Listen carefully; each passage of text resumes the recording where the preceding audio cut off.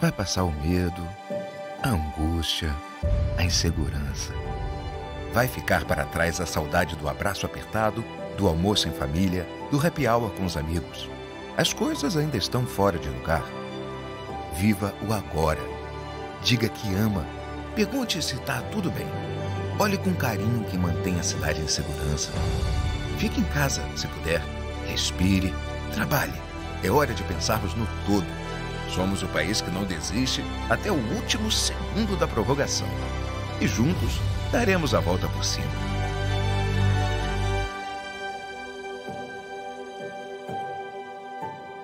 Tudo isso vai passar.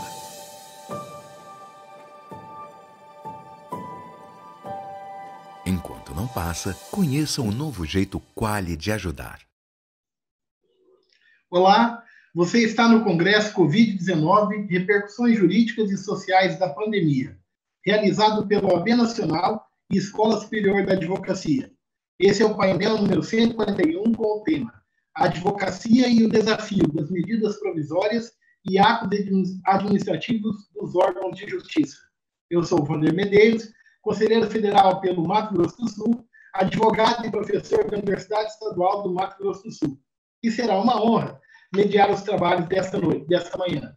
Agradeço em especial o convite para participar dessa mesa ao presidente da Comissão Nacional de Direitos Sociais da OAB, Dr. Antônio Fabrício Gonçalves, assim como ao presidente da Escola Nacional da Advocacia, Dr. Rony Duarte, o secretário nacional da OAB, Dr. Beto Simonetti, um dos organizadores deste evento, e, por fim, e não menos importante, agradecer ao nosso presidente nacional da OAB, de cuja grandiosidade deste evento, o maior evento jurídico online do mundo, faz exemplo lapidar da sua prodigiosa condução à frente da presidência da OAB Nacional, Dr. Felipe Santa Cruz. Feita essa introdução, nossa primeira palestrante. Ela é advogada, mestre e doutora em Direito pela UFMG, pós-doutora pela Unicamp, professora de Direito do Trabalho da Universidade Federal de Minas Gerais, atualmente atua como professora convidada da Universidade de Paris, em Sorbonne, e também é vice-presidente da Associação Latino-Americana de Advogados Trabalhistas. Doutora Daniela Muradas falará sobre o tema Audiências Telemáticas e Proteção de Dados, uma reflexão sobre o convênio CNJ-CISP. Doutora Daniela, você tem a palavra pelo tempo regimental, mas antes, lembrando a todos e todas, ao final da apresentação de nossos palestrantes, nós teremos um debate aberto com os presentes. Doutora Daniela, fique à vontade. Eu gostaria enormemente de agradecer, e eu faço exaltando em nome de nosso moderador, doutor Wander, a honra de participar desse debate, exaltando o trabalho da Escola Superior de Advocacia, bem como da Comissão de Direitos Sociais, que dentro do nosso Conselho Federal vem enfrentando temas fundamentais para uma sociedade democrática dentro dos marcos de uma situação excepcional, que é a ocorrência de uma pandemia. Quando fui honradamente convidada para, nessa sentada, participar de um debate junto de grandes pessoas com as quais eu mantenho relações de grande admiração, e no caso do ministro Douglas, inclusive, né, de dileto afeto. Eu gostaria de, em primeiro lugar, agradecer a oportunidade de travar um debate que me parece hoje necessário a respeito de algumas medidas adotadas para enfrentamento, para o que se impõe em razão vamos dizer, da circunstância do isolamento social como medida necessária ao enfrentamento da pandemia causada pelo Covid-19. Bom, segundo noticia o site do Conselho Nacional de Justiça, para enfrentar, né, esses desafios, especialmente para a manutenção de algumas atividades judiciais que dispensariam o deslocamento, eles propiciaram, a partir de um termo ou um acordo de cooperação técnica celebrado com a Cisco Brasil Limitada, uma plataforma que foi disponibilizada de modo não obrigatório, né, ao sistema de organização judiciária brasileira. Não obstante não sendo obrigatória, ela foi adotada em quase todas as nossas instâncias, inclusive cortes superiores. E me parece que, ao regular o foro, né, ela tem ali alguns aspectos que precisam ser bastante aclarados, especialmente com relação a alguns aspectos que tocam as nossas prerrogativas profissionais na qualidade de advogados. Eu falo aqui como acadêmica, né, fui convidada, inclusive houve a notícia, né, foi ventilado a publicidade indicando como professora da UFMG. Então, eu falo aqui, em primeiro lugar, não como mera estudiosa dos temas da chamada do mundo online, né, e dos desafios de um mundo ético nos parâmetros da tecnologia. Eu falo aqui também considerando a situação de ser advogada e representar advogados de toda a América Latina, no qual se inclui nossa parceira de sempre, a ABRAT, Associação Brasileira de Advogados Trabalhistas. Então, eu falo aqui também em homenagem não só ao acervo científico que desenvolvi junto com a Universidade Federal de Minas Gerais e em cooperação técnica com a Universidade Panteão-Sorbonne, como também com outras instituições com as quais estão travando pesquisas fecundas no que diz respeito à proteção de dados, a algoritmos e a possibilidade dos algoritmos propositivos, né, e que permitam, na verdade, o estabelecimento de um mundo online mais justo e que é pautado pelo trabalho decente. Eu falo, ademais dessa posição, né, eu falo como advogada preocupada com algumas de nossas prerrogativas que podem estar, de algum modo, sendo tangenciadas a partir da utilização de instrumentos telemáticos na realização das audiências. E eu faço por quê? Porque, para que se ingresse dentro do sistema Webex, é necessário que os usuários desse sistema, nos quais se incluem magistrados, servidores e também advogados, se faz necessário o aceite dos termos de utilização daquela base de dados, daquela plataforma que permite, na verdade, a realização dessas audiências telemáticas.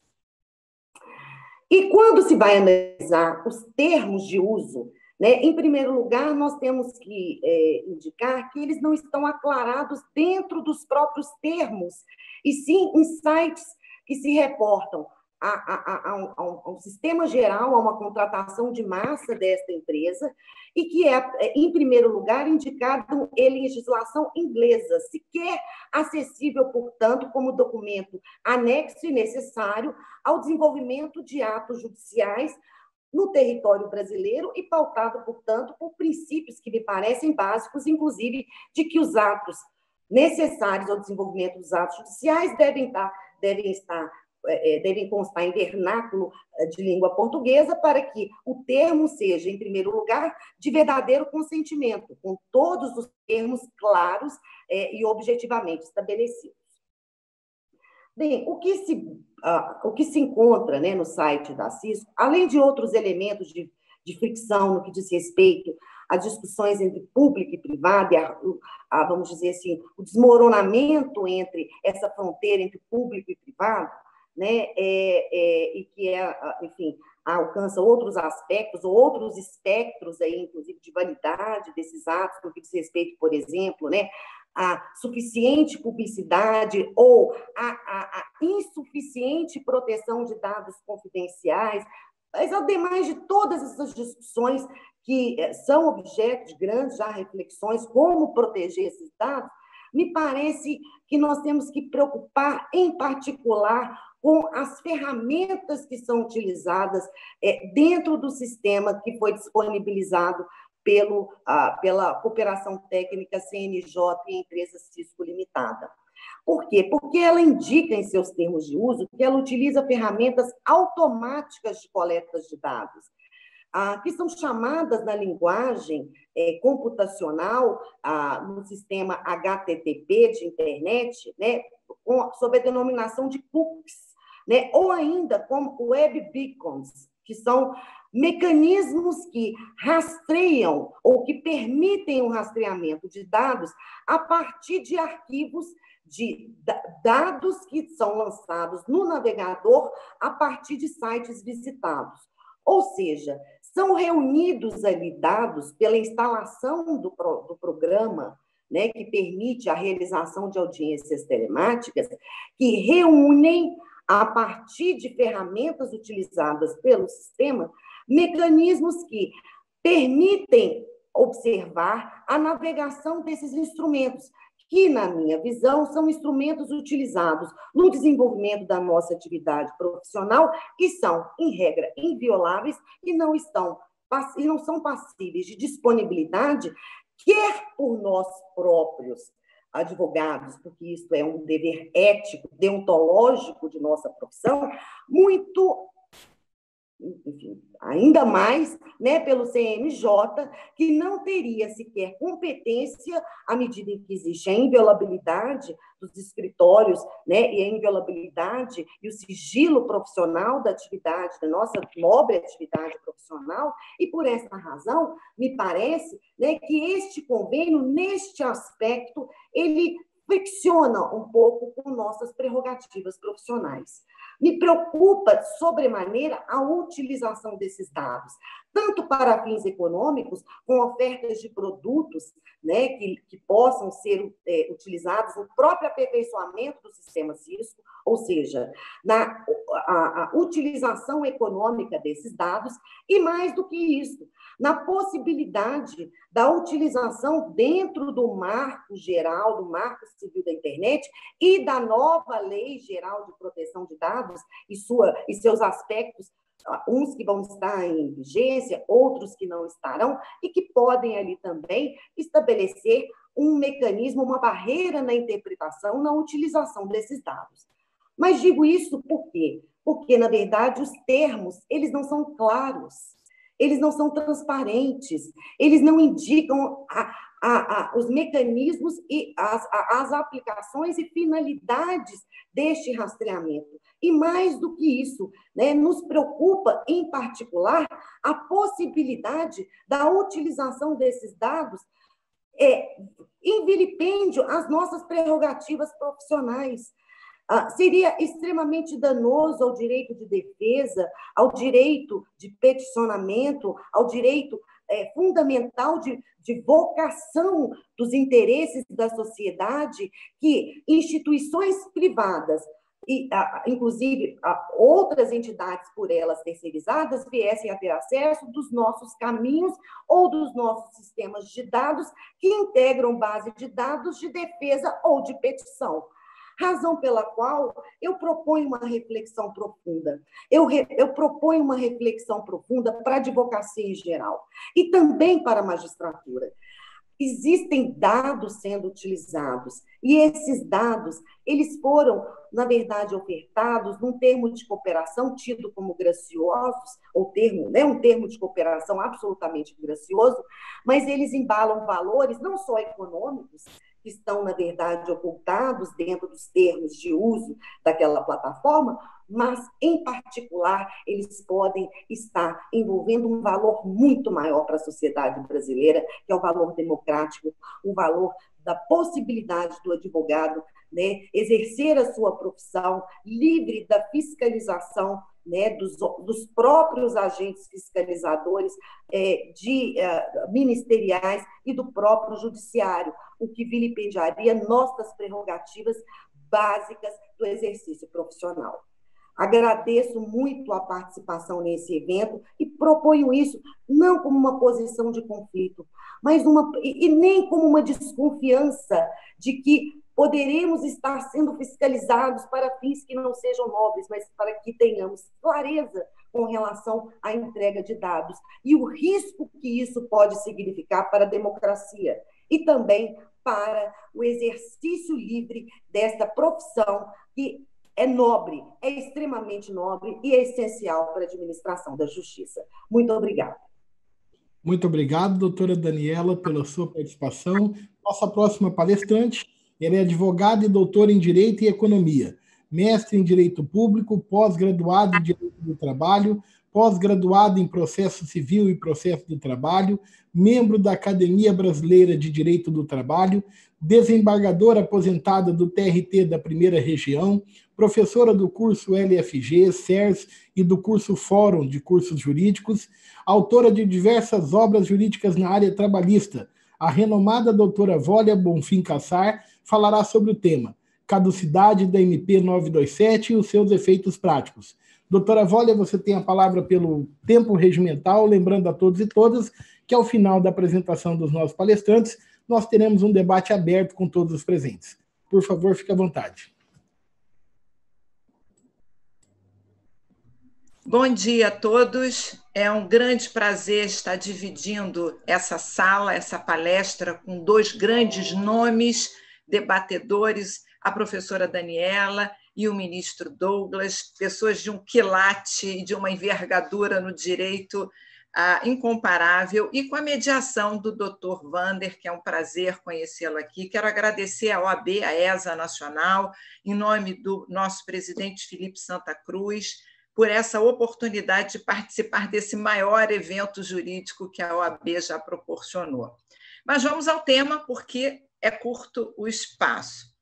A MP 927 foi publicada no dia 22 de abril e perdeu a sua eficácia pela caducidade no Senado no dia 19 de julho. Portanto, ela vigorou cerca de 120 dias. E entre as alterações que ela trouxe, ela, no artigo 2º, autorizou que patrão e empregado pudessem ajustar por escrito qualquer direito flexibilizado, isso é, pudessem revogar provisoriamente até o dia 31 de dezembro, quando termina, teoricamente, o decreto legislativo da calamidade pública, termina o prazo da calamidade pública, poderiam ajustar regras que flexibilizassem a lei sem violar a Constituição. Então, nosso primeiro ponto de embate é esse. Imaginemos que, lá em abril, o empregado ajustou com o patrão que esse ano não haveria pagamento nem adiantamento do 13º salário. Percebam, ele não está renunciando porque seria inconstitucional, porque é um direito constitucional. Ele estaria apenas dizendo que o patrão, como está passando uma grave dificuldade financeira, os contratos suspensos ou salários reduzidos, empresa com atividade paralisada, sem funcionamento, que aquela obrigatoriedade prevista na Lei 4090 do empregador antecipar 50% do 13º entre fevereiro e novembro, e em dezembro, até o dia 20, pagar os outros 50%, que isso ficaria diluído para o ano de 2021. Pergunto, com a caducidade da MP, há efeito ultrativo desse acordo individual ou ele caduca?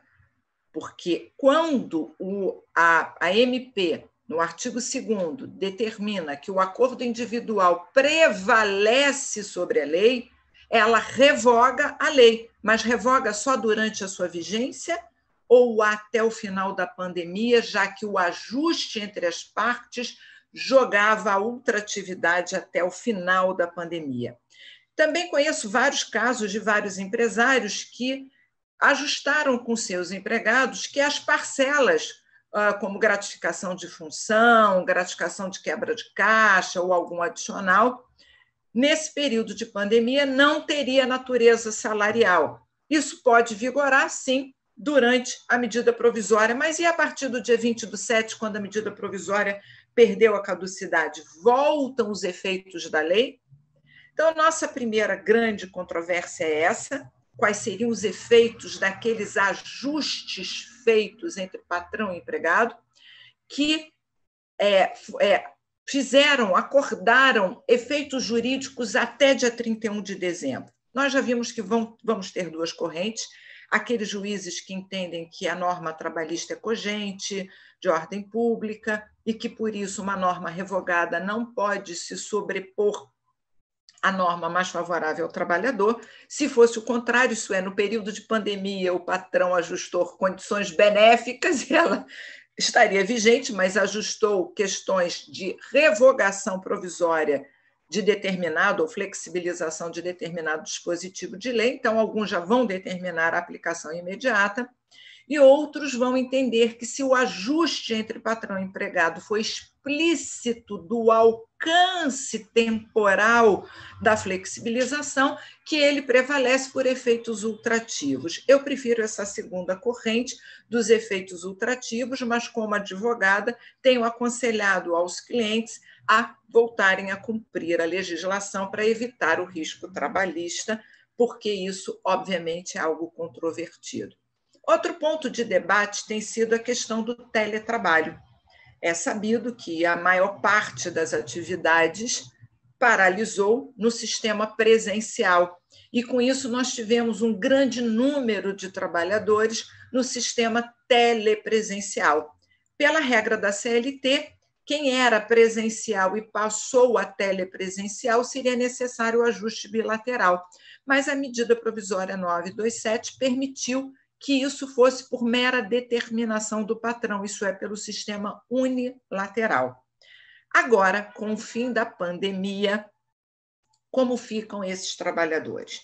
Entendo que o patrão que quiser manter este empregado no sistema telepresencial, o ideal para evitar o risco trabalhista era pedir o de acordo desse trabalhador para que regularize a situação, como determina a CLT, sem ter que dar aquele prazo de 15 dias, porque o prazo de 15 dias era para quem estava presencial e passou para telepresencial. Como ele já estava, no período da pandemia, em regime telepresencial provisoriamente, por determinação unilateral, entendo que basta regularizar para o sistema bilateral. E a grande problemática é que algumas empresas estão voltando a trabalhar e me perguntaram: e agora, eu tenho que esperar os 15 dias para o retorno? Sim, é a regra da CLT. Entendo que aqueles que estão no regime telepresencial, já que a MP não mais vigora, se a empresa voltar aos poucos o trâmite,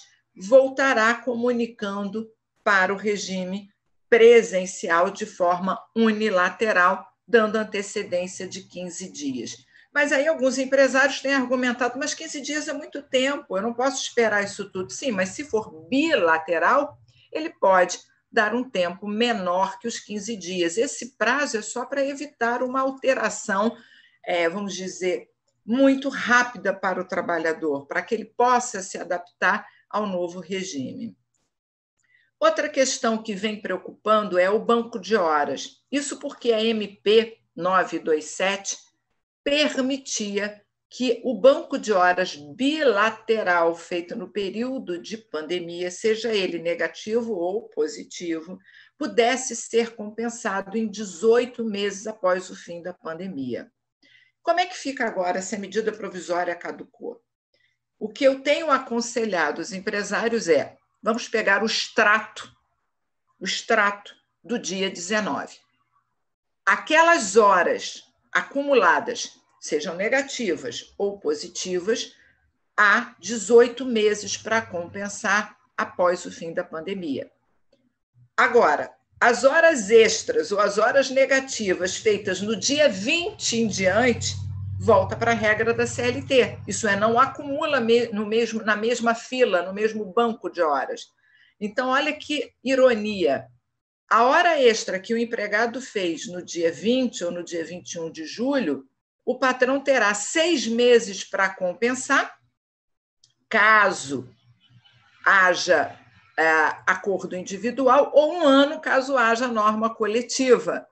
Já a hora extra ou a hora negativa feita até o dia anterior tem 18 meses após. E, para finalizar, que eu já vi que o meu tempo aqui só faltam 2 minutos, outra grande questão que os empresários estão aflitos são os exames periódicos. Isso porque a MP 927 tinha suspendido a exigência dos exames periódicos, aqueles que se vencem de ano a ano, de 2 em 2 anos, ou a cada vez que o trabalhador é promovido, assim como os exames médicos demissionais, salvo se ele já tivesse... Não, o exame médico demissional não, salvo se ele tivesse há 6 meses feito.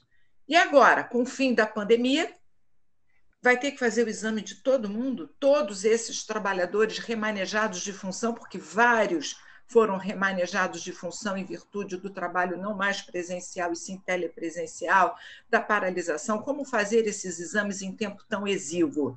E o que eu tenho aconselhado, mais uma vez, é que convoque todos os trabalhadores para o exame. Com isso, acho que eu completei aqui o meu tempo. Agradeço a todos e espero ansiosamente a palestra do ministro Douglas e os debates para a gente trocar algumas ideias. Muito obrigada, devolvo a palavra para o doutor Wander. Muito obrigado, doutora Wólia. O nosso terceiro e último palestrante é o atual ministro do Tribunal Superior do Trabalho, pós-graduado em Direito Constitucional pela Universidade de Brasília, mestre em Direito pela PUC São Paulo, foi presidente da Associação dos Magistrados da Justiça do Trabalho da 10ª Região e também já foi vice-presidente da Associação Nacional dos Magistrados do Trabalho e vice-presidente da Associação dos Magistrados Brasileiros, a AMB, indicado pelo TST para compor o Conselho Nacional de Justiça no biênio 2005 a 2007. Professor de cursos de pós-graduação e pós-graduação do IESB, Dr. Douglas Alencar Rodrigues falará sobre o tema o devido processo legal em tempos de pandemia. Dr. Douglas, o senhor tem a palavra pelo tempo regimental, mais uma vez lembrando que ao final dessa fala nós teremos o debate aberto com todos os presentes. Fique à vontade, Dr. Douglas. Obrigado, Dr. Wander. Prometo que cumprirei rigorosamente o prazo. Eu gostaria de iniciar cumprimentando e saudando toda a comissão organizadora deste importante congresso, que reúne nomes de diferentes segmentos do mundo jurídico, do mundo acadêmico, do mundo político, que estão compartilhando as suas visões sobre temas importantíssimos, temas atuais, que estão impactando a nossa sociedade. Eu cumprimento com particular carinho a professora Daniela Moradas, de quem fui o aluno nesse curso de pós-graduação referido em Direito Constitucional, lá nos idos prescritos de 2000. Os ensinamentos não prescreveram, mas já está aí há algum tempo esse nosso último contato. Cumprimento também a querida professora Wólia Bonfim, cujas lições iluminam as nossas muitas dúvidas. Cumprimento a ambas pelas exposições, a professora Daniela lançando luzes fortes sobre uma questão extremamente importante, que é a da proteção da intimidade, do sigilo, e que pode impactar, sem dúvida alguma, a prerrogativa dos advogados no exercício profissional. E, de igual modo, a professora Wólia, que, de maneira muito rápida e objetiva, mas extremamente interessante e abrangente, pontuou questões várias que estão gerando dúvidas e perplexidades, mas que tem todas elas como pano de fundo uma preocupação maior com a segurança jurídica, a necessidade de uma previsibilidade sobre como se devem conduzir os protagonistas da relação de trabalho nesse novo contexto decorrente da não ratificação da medida provisória que foi objeto aqui de algumas breves considerações. Eu ainda gostaria, doutor Wander, de começar prestando uma solidariedade a todos aqueles que padeceram e estão padecendo com os impactos da Covid-19, perdendo entes queridos, perdendo, enfim, condições de empregabilidade. Nós precisamos logo vencer este quadro de pandemia e, quem sabe, vivenciar o que se denominou aí de um novo normal. Um novo normal que vai trazer mudanças profundas, inclusive, especialmente no âmbito das relações de trabalho, a exemplo desse modelo de prestação de serviços longe dos olhos do empregador, esse regime de teletrabalho. Mas, ainda a título de consideração inicial, eu gostaria de referir que essa nossa sala, a Sala Antonieta de Barros, faz homenagem, presta uma justa homenagem a uma professora jornalista que viveu na primeira metade do século passado, foi, enfim, uma grande referência, continua sendo uma grande referência para o movimento negro no Brasil, porque veio a ser a primeira mulher negra a ocupar um mandato parlamentar. Cumprimento os organizadores pela homenagem justa prestada a essa importante pessoa que é uma referência, sem dúvida, para essa política de combate ao racismo, que precisa, obviamente, produzir os seus melhores frutos. Mas o meu painel, ou melhor, a minha exposição, leva em conta o tema central que envolve a advocacia e o desafio das medidas provisórias e atos administrativos dos órgãos da Justiça do Trabalho. E me ocorreu de tecer aqui breves considerações a propósito do devido processo legal na sua dupla significação. A significação procedimental ou processual, a significação material ou substantiva propriamente dita. E quem sabe, falando dessa dimensão procedimental, o devido processo legal pandêmico, nós somos forçados a revisitar os atos normativos produzidos pelo Conselho Nacional de Justiça, a exemplo das resoluções 313 e 314, que procuraram orientar os órgãos judiciários, os advogados, os membros do Ministério Público, enfim, os jurisdicionados de uma maneira geral, sobre como se deveriam conduzir neste cenário de isolamento social, de pandemia, e prestigiando e possibilitando a retomada possível da atividade jurisdicional, que nós sabemos é um serviço público essencial, fundamental, especialmente no campo das relações de trabalho, considerada a natureza essencialmente alimentar dos créditos trabalhistas. Eu tenho a impressão, estou convicto de que todos esses normativos que foram produzidos a partir do CNJ e que ganharam outras camadas de regulação nos vários órgãos do Poder Judiciário, buscaram inspiração na noção essencial de um processo essencialmente colaborativo. É a filosofia do Código de Processo Civil de 2015, uma gestão processual com menos incidentes, com menos nulidades, uma noção que prestigia a máxima sanabilidade dos vícios eventualmente detectados em ações e recursos, e os vários dispositivos que integram a Resolução 314 seguem nessa mesma direção.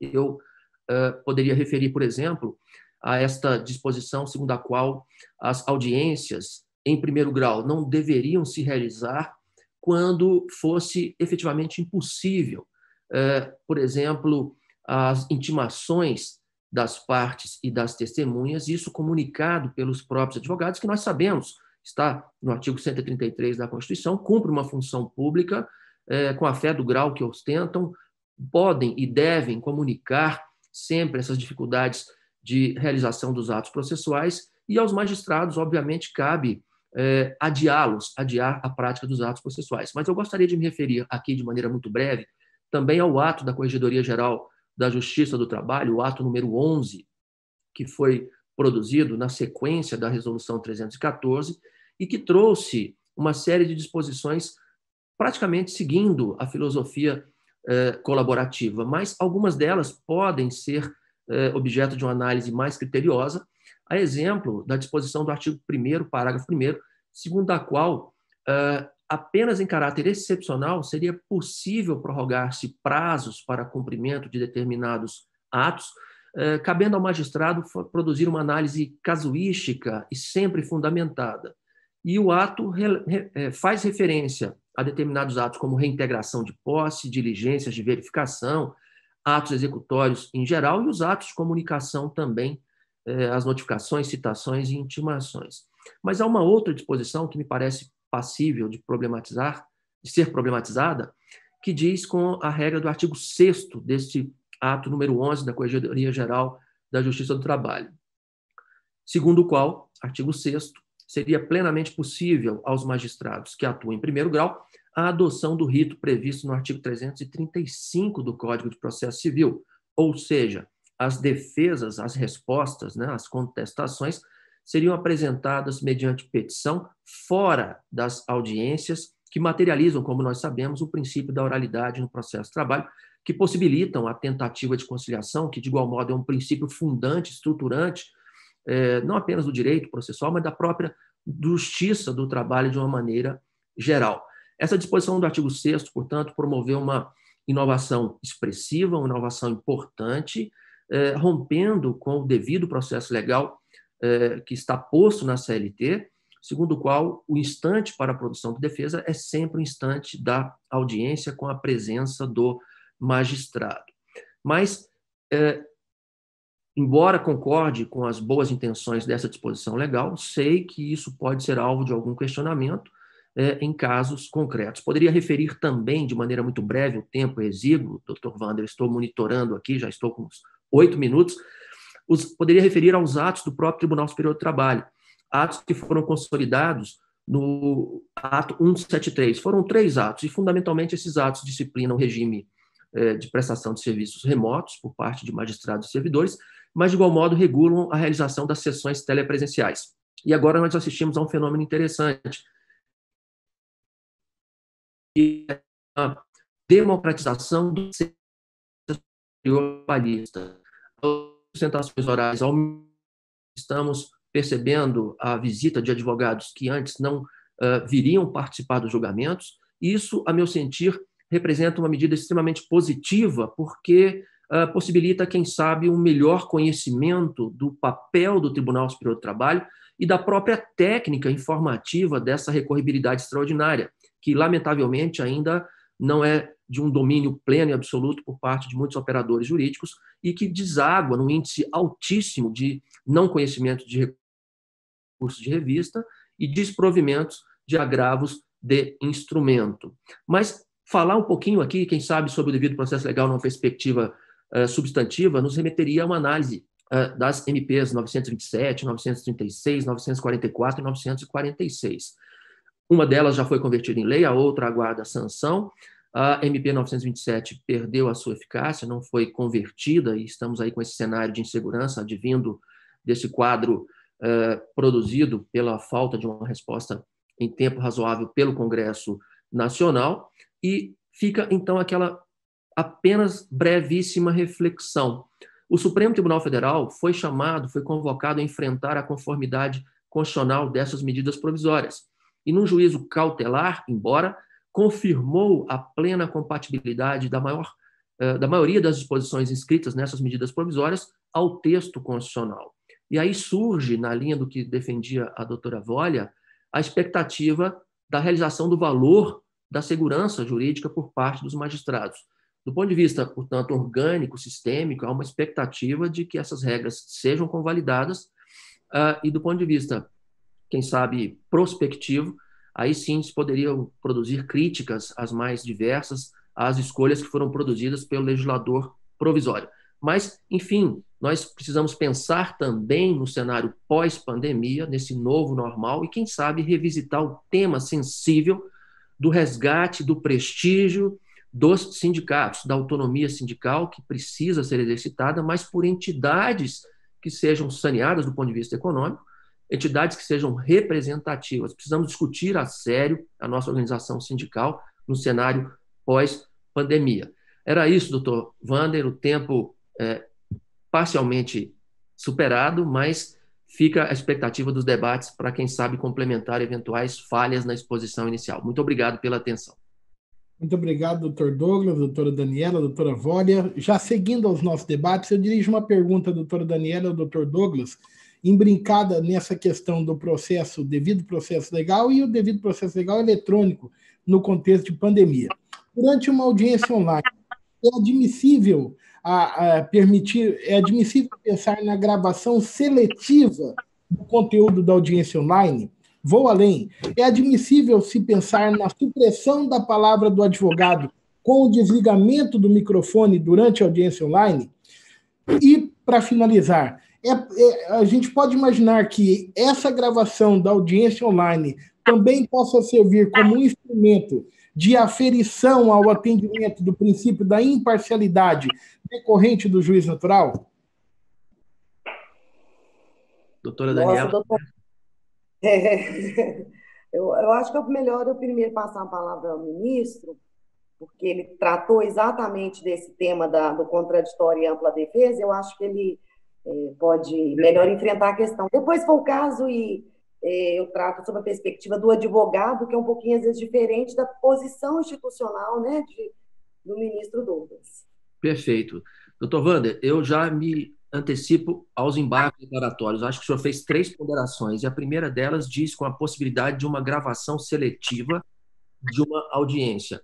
A minha resposta tem mais ou menos um espelhamento com o registro que se faz nas atas de audiência propriamente ditas, aqueles documentos físicos que acabam sendo integrados ao processo judicial eletrônico.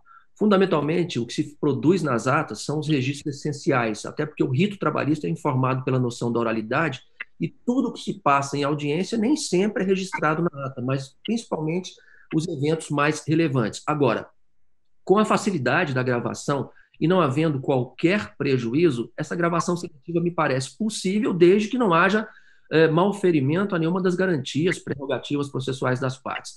O importante é que as informações essenciais sejam preservadas, especialmente ao tribunal, o reexame daquilo que se praticou na instância originária. Com relação à gravação parcial de manifestações dos advogados, aí me parece, com todo respeito, que não. Fundamentalmente, me parecer que as intervenções dos advogados em audiência, seja produzindo requerimentos, seja fazendo ponderações ao magistrado, formulando questionamentos, são essenciais, não é? A menos que não sejam, e isso me parece não ser a regra geral. Mas o senhor fez uma terceira pergunta, e eu aqui solicitaria que a gravação da audiência pode servir como instrumento para aferição do atendimento do princípio da imparcialidade decorrente do juiz natural? Penso que sim. O Código de Processo Civil é expresso no sentido de autorizar a gravação das audiências pelos advogados, e há muitos relatos no cotidiano forense, pós-Código de Processo de 2015, de advogados que começavam a gravar as audiências para, em momentos de tensão, evidenciar eventual desvio do magistrado desse eixo essencial, que é o eixo da imparcialidade, do equilíbrio e da ponderação. Bom, de minha parte, doutor Wander, a minha preocupação, a integridade das gravações, ela seria, tecnicamente, né, facilmente atestada. Isso aí, acho que não é uma preocupação de ordem técnica. O que me preocupa é como as questões, ou este ambiente tecnológico, ele se amolda ou ajusta ao exercício de nossas prerrogativas no exercício profissional. E esse não é um dilema de hoje. Esse é um dilema do próprio enlaçamento da atividade jurisdicional, da qual participamos, da qual somos partícipes, como não só espectadores, mas como colaboradores desse sistema, como parte essencial da administração desse sistema. E o que me preocupa é como esses dados reunidos, né, e que estão sob base ou sob guarda de uma entidade privada, né, como eles podem ser utilizados tanto para finalidades privadas quanto para outras finalidades públicas. Eu chamo a atenção que a Lei de Proteção de Dados, não obstante ainda não esteja vigente em vários de seus aspectos, ela vai permitir, ela vai regular de maneira bem clara a utilização de mapeamentos desse tipo de atividade, inclusive telemetria. O que me chama a atenção é a possibilidade da utilização da telemetria destas audiências. E isso ser utilizado quanto ao seu conteúdo, não apenas, né, para fins de acesso a dados de nós, advogados, na parte que me parece ser absolutamente inviolável, que é o do exercício profissional, ademais do direito, como qualquer cidadão, da inviolabilidade da sua privacidade. Aspecto, inclusive, que toca também os direitos fundamentais dos magistrados e outros, dos procuradores, né, e de outros tantos partícipes do sistema de administração de justiça. O que me preocupa sobremaneira é o que vem embalado dentro desses sistemas. E mais do que isso, a partir de elementos de construção da chamada matemática computacional, né, cuja linguagem, né, nem sempre nos faz clara, às vezes são plataformas que modificam seus sistemas com uma dificuldade e que tem o código-fonte ou o código-matriz protegido pelo chamado segredo empresarial. Então, nós temos que tomar cuidado, por quê? Porque estamos entregando dados públicos das audiências, os dados privados com os cookies de rastreamento de nossos aparelhos conectados para fins de participação em audiências telemáticas, na utilização destes dados para o sistema já permite a utilização para fins econômicos, inclusive terceirizando esses dados, além da proteção do quê? Da utilização desses dados, de nossos dados, que são também privados, que são dados, às vezes, do cliente, né, no mumus público do exercício da advocacia. Então, portanto, eu chamo a atenção que nós temos aí um problema gravíssimo que deve ser estudado de modo transdisciplinar.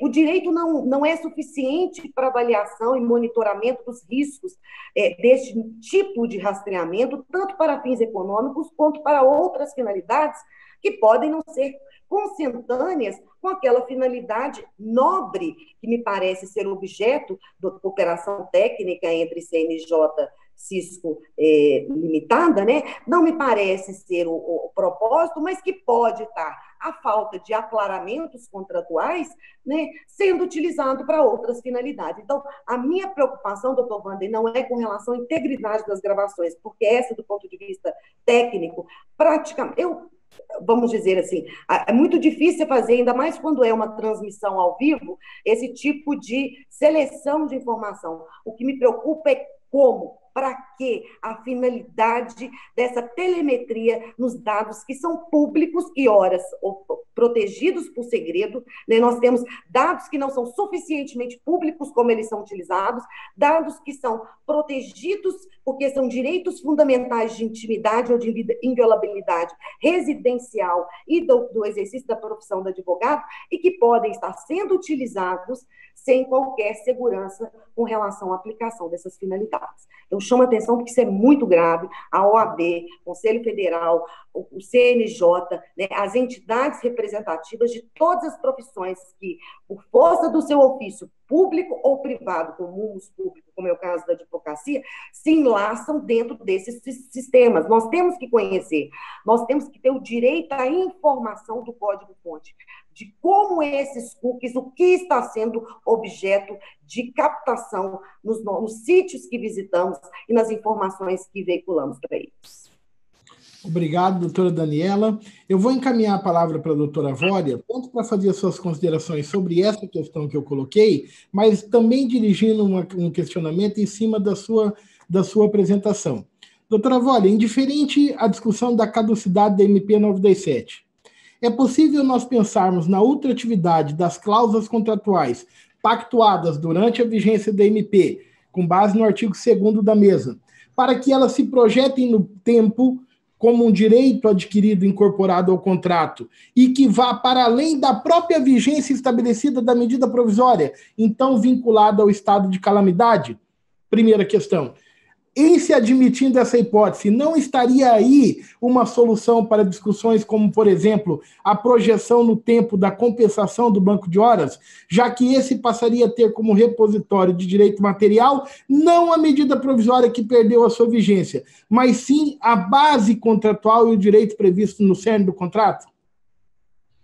Bom, vamos lá. A gente já tinha tocado mais ou menos nesse assunto, né, lá durante a minha fala. Existem duas correntes, umas que entendem, né, alguns autores, grandes debatedores, que entendem que não pode uma norma caduca, isso é, sem eficácia, revogar uma norma de ordem pública, isso é, a CLT explicitamente dá a natureza salarial dos sobressalários, no artigo 457, a Lei 4090 expressamente determina o adiantamento de 50% do 13º e o pagamento do restante, nos exemplos que eu mencionei até o dia 20 de dezembro, então não poderia mais haver revogação. Acho que essa vai ser a posição majoritária do judiciário, já que há uma tendência de, na dúvida, interprete-se a favor do trabalhador, que é o princípio indúbio pro mísero, né? Quando surge da norma mais de uma interpretação razoável, deve prevalecer aquela mais favorável. Então, acho que essa vai prevalecer, e nos grupos que eu participo dos juízes, tem sido essa a tônica maior. Mas há uma outra corrente, da qual eu me filio, que eu acho que alguns pontos podem ter efeitos ultrativos. Por exemplo, a compensação do banco de horas, ela pode ser feita pelo extrato que tinha até o dia 19. Então, se ali eu tinha 200 horas para compensar, essas 200 horas podem ser compensadas até o período da medida provisória, isso é até 18 meses. Se eu tinha banco de horas negativo, porque muita gente recebeu salário sem trabalhar, também você pode fazer a compensação. Agora, revogar outros dispositivos de lei, como retirar a natureza salarial de sobressalários, é um pouco mais complexo. Então, eu acho que essa tese não deve prevalecer, acho. É bom lembrar que, se fosse o oposto, isso é, se naquela época patrão e empregado tivessem ajustado cláusulas benéficas ao trabalhador, eu tenho certeza que a corrente majoritária seria da ultratividade. Basta ver que a gente tem uma súmula, não me lembro, uma OJ, acho que é a 41, o ministro Douglas deve saber, né, como ministro do ST, que diz que se a norma coletiva concedeu uma estabilidade maior, caducada a norma, a estabilidade vigora mesmo depois do fim da norma coletiva. Então, por quê? Porque era benéfico. Então, acho difícil que essa seja a tese que venha a prevalecer quanto ao efeito ultrativo dos acordos após dia 20 de julho. E também tenho aconselhado os advogados e as empresas a diminuírem o risco trabalhista, né? Tentar evitar essa celeuma. O ideal seria o nosso Congresso Nacional, com base no artigo 62 da Constituição, emitir um decreto legislativo para falar sobre os efeitos. Mas se o próprio Senado deixou caducar, demonstrando que é muito mais um embate político do que o direito e a segurança jurídica das partes, porque a caducidade da MP 927 foi uma demonstração de enfrentamento político, não foi uma demonstração de segurança jurídica à sociedade.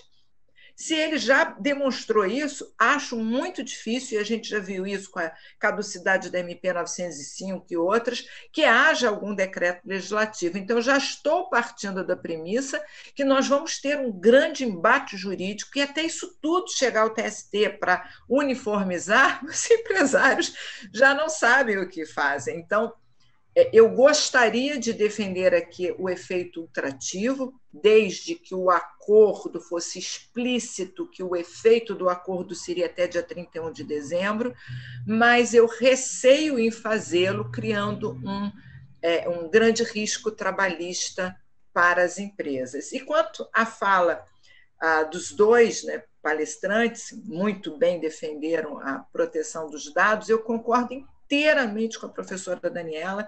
Eu já participei de algumas sessões virtuais, algumas audiências fora do Rio, né, por conta da quarentena, até despacho com alguns ministros, e a gente fica muito desconfortável com medo dessa repercussão toda, não só para a advocacia, como para as partes, que muitas vezes têm que adentrar também no mesmo sistema, as partes, as testemunhas, né, os juízes. Procurador, eu ainda não fiz nenhuma, nem sei se a Procuradoria tem já algum sistema desse, mas eu concordo em gênero, número e grau com a fala dos colegas na preocupação com os dados, né, com o tratamento dos dados e com essa telemetria tratada muito bem pela professora Daniela.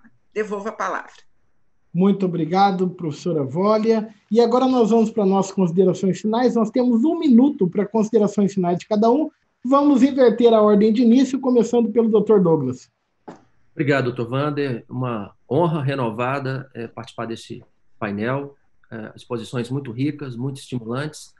E, quem sabe, a expectativa que fica é de que todos esses questionamentos jurídicos que nascem com essa legislação da crise, são mais de 300 atos normativos no site da Presidência da República, que reúne a legislação no Brasil, né, um dos sites principais que cumprem esse papel, mas, quem sabe, fique aí uma expectativa de que a interpretação e aplicação dessa legislação da crise possa realizar o valor segurança jurídica. Fiquei muito feliz, muito contente de ouvir a posição da doutora Wólia, uma posição de equilíbrio.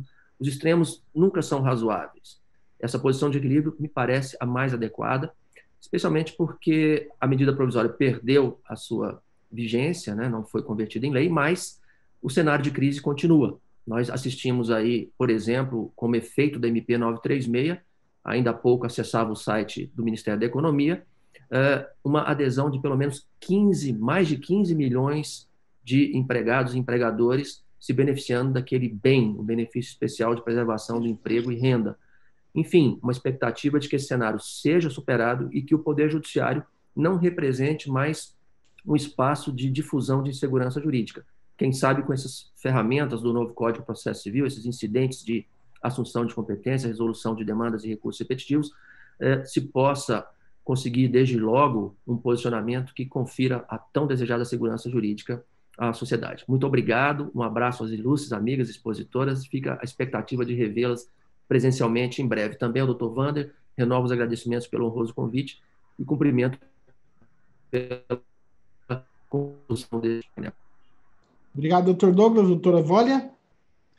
Bom, eu queria finalizar a minha fala dizendo que a advocacia trabalhista, o direito do trabalho e a justiça do trabalho teve um novo papel nessa pandemia, porque ressurgiu toda a discussão do quanto o direito do trabalho é importante.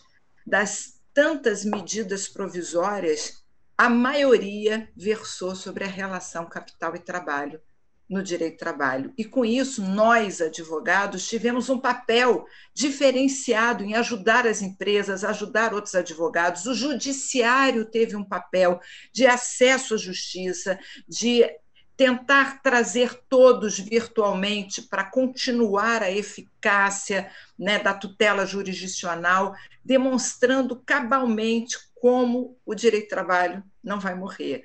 Isso porque a gente viu uma crítica enorme com a reforma trabalhista, que o direito do trabalho ia acabar, que os advogados trabalhistas eram os piores, vimos as piores críticas. E eu posso dizer que nós ressurgimos da cinza, mostrando a nossa importância diante dessa pandemia.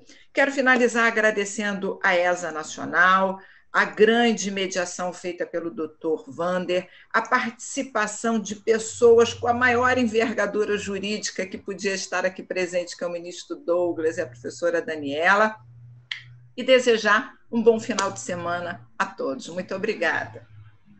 Doutora Daniela? Eu renovo os meus agradecimentos para participar deste rico debate em que temos opiniões muito importantes, né, e abalizadas em variados aspectos naquilo que toca às alterações normativas, seus impactos nas relações materiais, né, do trabalho, bem como no campo das relações processuais. Eu também aproveito a oportunidade para enviar a solidariedade aos enlutados por esta pandemia e dizer que a advocacia ela está muito comprometida com audiências telemáticas e um sistema e um mundo do trabalho e um mundo das relações online pautados pelos mais valores e caros valores democráticos. Por essa razão, eu exalto, né, a oportunidade de um congresso dessa envergadura realizado pela Escola Superior de Advocacia, a quem, mais uma vez, saúdo e também aproveito a oportunidade para enviar as máximas felicitações ao nosso presidente do Conselho Federal, que tem, sem qualquer hesitação, sido um bastião na defesa da democracia no reino digital. A OAB tem se notabilizado nesse campo, né, discutindo parâmetros de democracia, tanto no que diz respeito, né, às liberdades no campo da expressão, como também, né, ela tem discutido a divulgação de notícias fraudulentas, além de não descuidar de outros tantos aspectos que o mundo digital e os seus desafios de uma democracia num tempo de pandemia. Agradeço enormemente, me honra muito participar desta comunidade profissional, sendo liderada por nosso conselheiro federal, presidente do nosso Conselho Federal. Agradeço muito a participação, que tanto me honra, de falar e rever o ministro Douglas, que não pode dizer que foi meu aluno no ano de 2000, senão pode ser indicativo da idade, doutor ministro Douglas, e as mulheres ainda têm enfim, eu escondo aqui os cabelos brancos, enfim. E a professora Vólia, a desembargadora aposentada Vólia, a quem dedico máxima admiração, a quem sou leitora, indico aos meus alunos a leitura, e tenho uma grande honra participar desse grande debate, mediado pelo carinhoso colega Wander Medeiros. Obrigado, doutora Daniela, obrigado, doutor Douglas, obrigado, doutora Dória, doutora Vólia, obrigado, Ana, Beatriz e Arthur, que nos ajudaram na organização. Agradecemos a Eda, o presidente nacional da OAB e todos que assistiram. Muito obrigado.